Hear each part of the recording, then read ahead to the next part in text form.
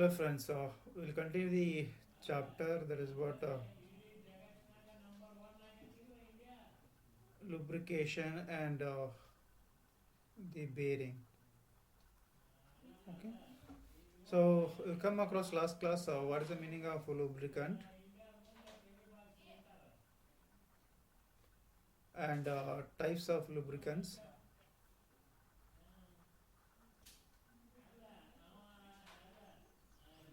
and some properties. Okay, we have listed properties, some properties of lubricant. And we come across the last class mechanism of lubrication. Okay. So now today's study so the coefficient of friction, bearing modulus, as well as bearing modulus or bearing characteristics number. Okay. So before going to start the session, let us take an example of a journal and a shaft here. Okay. So I'll draw first its front view here. Okay. Now this is about a journal. This is about a shaft. Okay.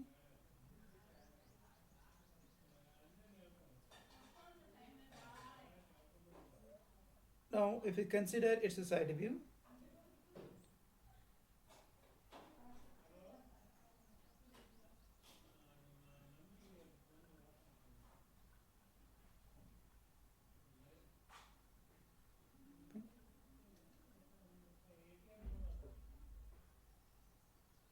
now if we consider the diameter of the journal as a capital D, and if you consider the diameter of the shaft as a small d. Okay. Now as you need to rotate the shaft in a journal, so you need to provide some clearance. You need to provide some clearance. So let us notify that clearance as a C. That clearance as a small c. Okay. So we can have an clearance C, or you can consider it as a 2C. Now different books they are used for different notations. Now let us take a L as length of bearing here. Length of bearing. Okay. Either you can take a small l or you can take a capital L. Now as lubrication is done between this journal and shaft here, okay, that's what in this clearance.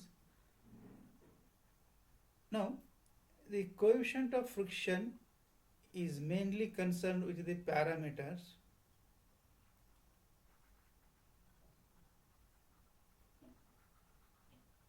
coefficient of friction is mainly depends on a constant is what a Zn by P, we'll call it as a bearing modulus. It's a dimensionless parameter, and one more is this L by D, and one more parameter is as a D by C. Okay, it is a D by C. Now D by C is what? It is a ratio of clearance diameter to the clearance. L by D, it is what ratio of length of bearing to the diameter of a shaft. And Zn by P, it is what in Z is absolute viscosity, N is RPM, and P is the intensity per share of that particular bearing, okay, or particular the application. Okay. Now this coefficient of frictions, as I said, it is going to be mainly depends on the three parameters. Okay, so that is what Zn by P. Some book they have gone for capital N, some book they have gone for small n. So n is what? It is a speed. It is a speed. Okay? That is what RPM or RPS, revolution per minute or revolution per second. So Z is what? It is absolute viscosity.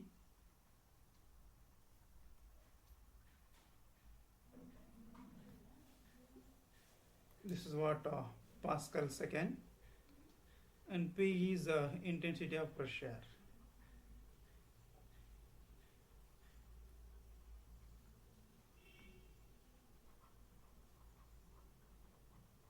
Okay.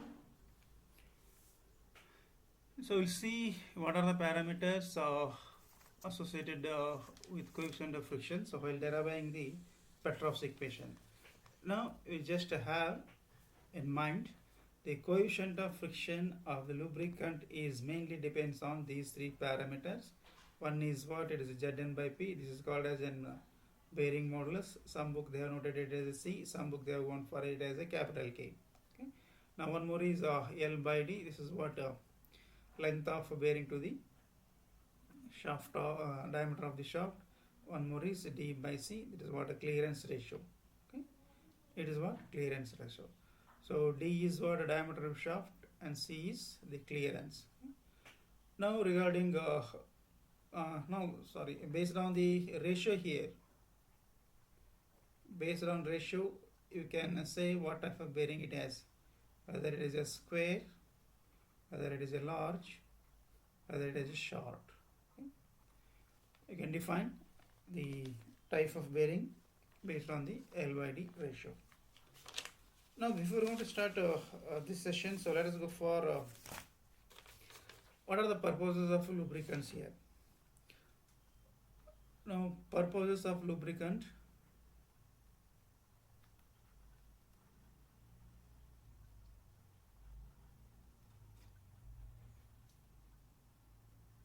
So one thing is that it has to keep moving parts apart. That means it should not make a contact of one rotating member to the another rotating member or another stationary member. Okay. Another purpose is it has to reduce the friction here. It has to reduce the friction, and as the friction takes place, so it is going to create some heat that has to transfer the heat. Okay. Next purpose is it has to carry away contaminants and debris. Next, it has to protect against wear. It has to protect against the wear. Okay. Next, it has to prevent the corrosion. It has to prevent the corrosion. So now these are the main purposes for using the lubricants. Okay. Now as you are using a lubricant, so what type of lubrication regime is going to form, or what are type of lubricating condition is going to be occur between a stationary member and a rotating member. I'll go for bearing modulus afterwards. So let's go for the lubrication regimes.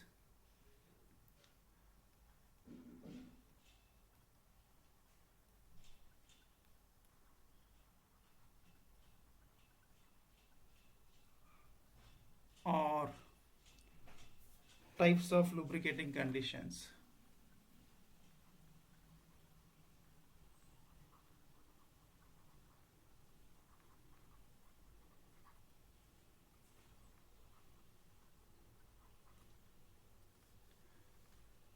So now this lubrication regime is mainly depends on the fluid film thickness which is going to occur between the rotating members.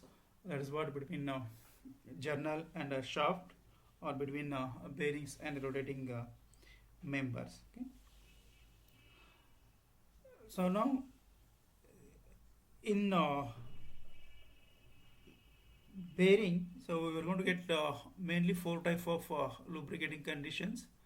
So first one is, now it all depends on the fluid film thickness is going to occur between, it depends on fluid film thickness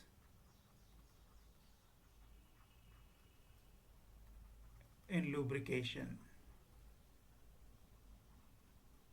Okay. Now we're going to get mainly four types of lubricating conditions here. One is hydrodynamic.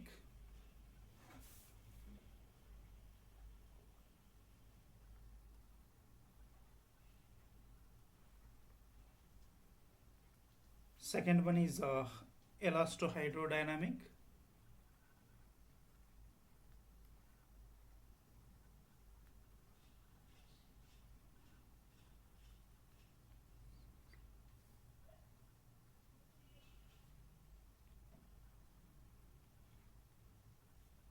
Third one is mixed lubrication condition. You can say these are the lubrications, not the conditions.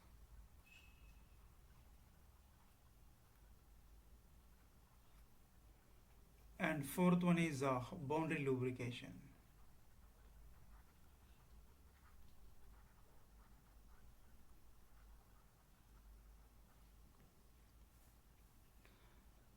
Now let us consider first one is a hydrodynamic lubrication. So if we consider an rotating member with a stationary member here, okay. So now this is what a stationary member. This is a rotating member. Okay. Now if you consider the fluid or the lubricant between these two members, if it is rotating in this direction, so now it is going to form some wedge of lubrication here. It is going to form some wedge of lubrication. Okay.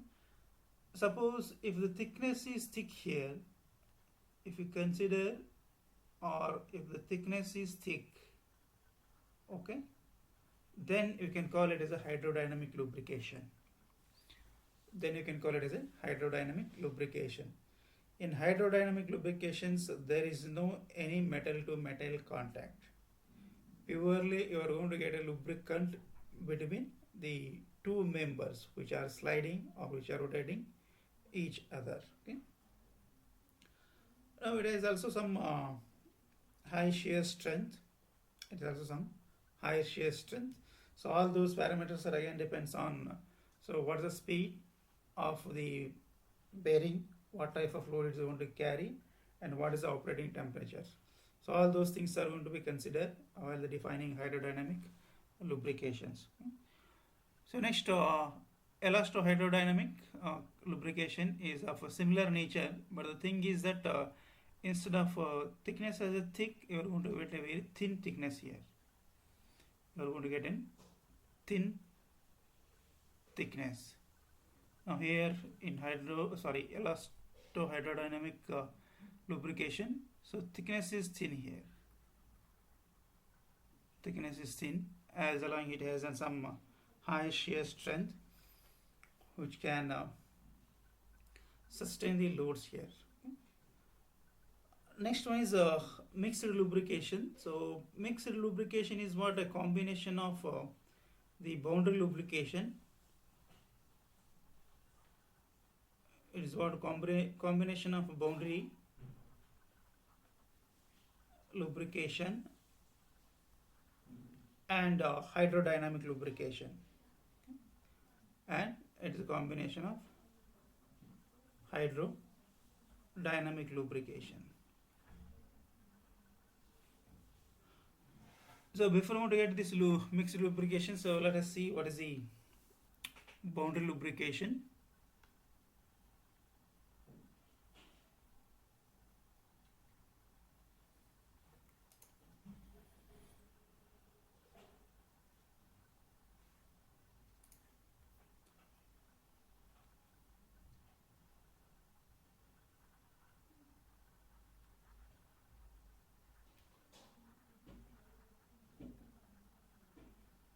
Boundary lubrication.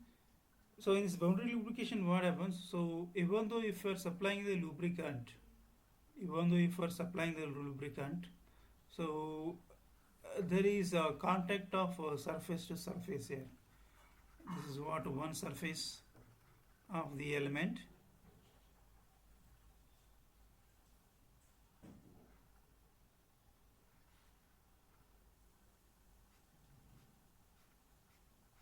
this is out another surface. You can consider this as a stationary surface, and this is what a moving surface. Now, even though the lubricant present here between these two surfaces, so there is a contact of metal to metal. Suppose if you have asperities and if you have an crown shapes, or if you have a surface roughness of very high, you are going to get a boundary lubrication here. So now mixed lubrication is what? It is a combination of this boundary lubrication and this hydrodynamic lubrication.